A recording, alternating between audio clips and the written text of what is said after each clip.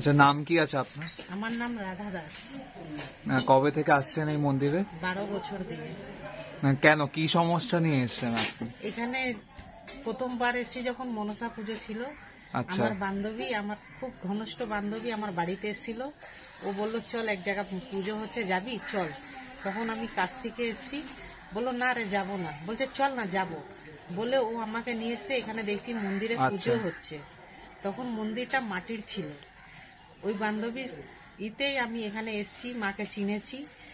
এবার এখানে এসছি প্রথম দিন, তার দ্বিতীয় দিন আবার পরের দিন কি মনে হলো যে মনে হচ্ছে যে মন্দিরে কিছু দিলে ভালো হতো।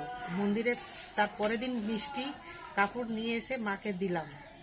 তারপর আমি লোকের বাড়িতে এখানে কাজ করতাম। আগে আমি লোকের বাড়ি কাজ করতাম। তারপরে একজন এখানে এসে আমাকে বলল যে হসপিটালে অ্যাপোলোতে কাজ আছে, করবে? আমি বললাম না আমি করব না বলে হেসে উড়িয়ে দিয়েছি। তারপরে আমাকে নাম্বার দিয়ে গেল, বললো মনে যদি হয় যে কাজ করবেন তাহলে এই নাম্বারে ফোন করবেন, আপনাকে আমি কাজে লাগিয়ে দেবো। মাই সব করে দিচ্ছে? হ্যাঁ, মাই সব করে দিয়েছে।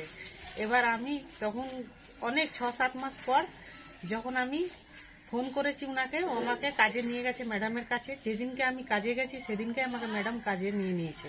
আমি লোকের বাড়ি কাজ ছেড়ে দিয়ে এখন আমি অ্যাপোলো হসপিটালে কাজ করছি, নার্সিংহোমে।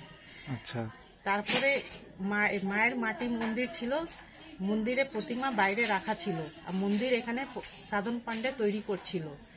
আমি যখন মন্দিরে এসেছি তখন মায়ের গায়ে ভর এসছে। আচ্ছা। ভর এসছে, বলছে প্রতিমাটা আমাকে ছুঁয়ে দিয়েছে, আমি এই প্রতিমাতে থাকবো না, আমাকে নতুন প্রতিমা এনে দে। তখন আমার কাছে কিন্তু টাকা পয়সা কিছু ছিল না। আমি বললাম মা তুমি শান্ত হও, আমি তোমাকে প্রতিমা দেব। নতুন সাধন পান্ডে মন্দির তৈরি করেছে, আমি প্রতিমার জন্য অর্ডার দিতে গেছি, আমার কাছে কিছু টাকা ছিল না। মায়ের মন্দিরে মা আসছি, সবাই মিলে বললো যে আমি সবাই মিলে সাহায্য করছি প্রতিমা নিয়ে আসতে। আমি বললাম যে না, যতই যাই হয়ে যাক, আমার রক্ত বিক্রি করতে হলেও আমি রক্ত বিক্রি করে প্রতিমা আমি একাই আনবো, আমি আর কার সঙ্গে সাহায্য নেব না। কিন্তু ঠিক মা পয়সা জোগাড় করে দিল, প্রতিমা আমি নিয়ে এসেছি। তবে থেকে আমি আস্তে আস্তে অনেক ভালো আছি। যা যা চেয়েছি মায়ের কাছে আমি সব কিছু পেয়েছি, সব কিছু। তারপরে একবার আমার 1 বছর আমার শ্বশুর মারা গেছিল, তখনও আমি এখানে মাসির কাছে এসেছি। মাসির গায়ে তখনও একবার ঘর এসছে, বলছে আমি এই ঘরটা আমার পাল্টে দিতে। তখন আমি মাসিকে বললাম যে ঠিক আছে আমি নতুন ঘর দেব। যখন আমি ঘর দিয়েছি, একবার পুজোতে এসেছি, তখন মাসিকে বলছে ওকে বলে দে যে ও আমার ঘর দিয়েছে তো ওর একদিন হলে ওর বাড়ি হবে। আজ আমার নিজের বাড়িও আছে।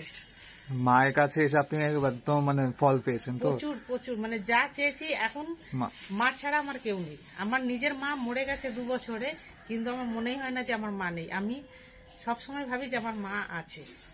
আমি যা কিছু অসুবিধা হয় আমি মনসা মা ছাড়া আর কাউকে চিনি না।